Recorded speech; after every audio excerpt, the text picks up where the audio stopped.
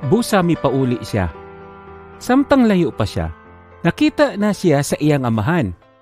Naluoy gayud ang amahan sa iyang anak. Busa midagan siya paingon sa iyang anak ug gigakos niya kini ug gihagkan. Unya, miingon ang iyang anak ngadto kaniya, "Tay, nakasala ako sa Dios ug kanimo. Dili na ako angayng tawgon nga imong anak. Isipa na lang ako nga usa sa imong mga sulugoon." Gitawag sa amahan ang iyang mga sulugoon ug miingon, "Dali, dad-an ninyo dinhi ang pinakanindot nga bisti ug ipasulob kaniya. Sulobi usab ninyo siya og singsing og sapatos. Unya kuhaan ninyo ang turiyong baka nga gipatambok og ihawa. Magkumbira kita. Tungod kay abi nako og patay na kining akong anak.